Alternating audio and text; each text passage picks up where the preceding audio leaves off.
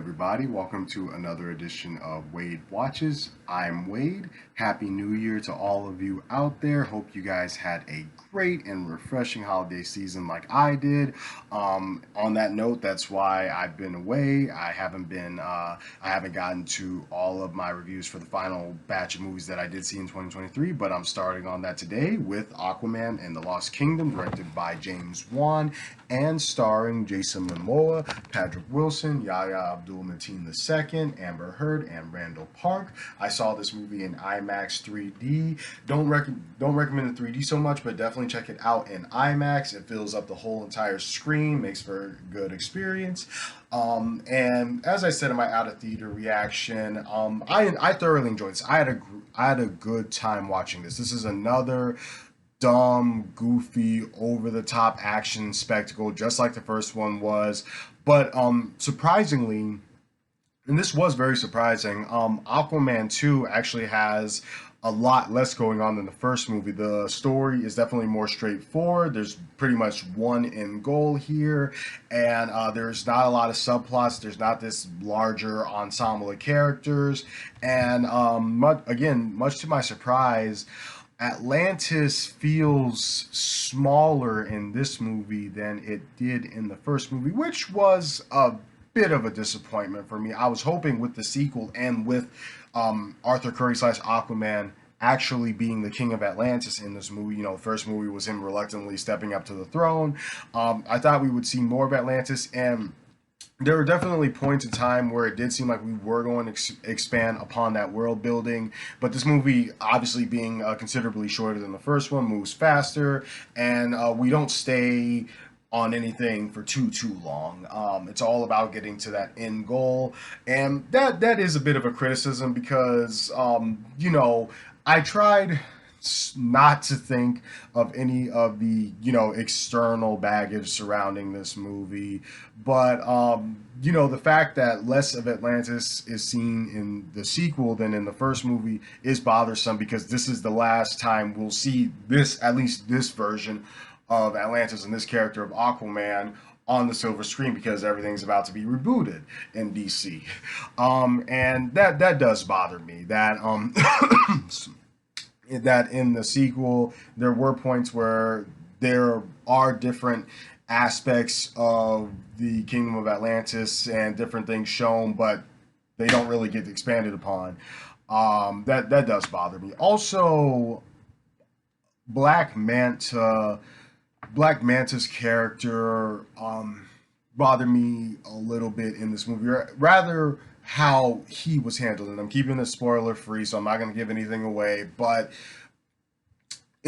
it's weird because you could have just kept the motivation from the first movie, like his main motive, because it's actually a pretty good and solid one. But funnily enough, the sequelitis doesn't come into play with the overall story of this movie. Again, it's a bit shorter. We actually seem like we see a bit less of Atlantis, but it does come into play with the bad guy's motivation, Black Manta, where it's like that's not enough. We have to expand his plot and expand on his character, and I really felt like it wasn't extremely necessary. I can totally see why the character himself would do it, and they explain it in the movie, and it actually is like, yeah, well, yeah, because you want to, of course, that this does technically kind of help you a little bit do what you want to do. But at the same time, they introduce another element to Black Manta's story arc that, once again, along with all of the other things like briefly brought up about the lore of the Kingdom of Atlantis, doesn't really get expanded upon too much. It's kind of a one and done thing that's mentioned that seems a bit interesting, but they don't really go much anywhere with it, which is kind of like, why even have it in the movie at all? But whatever.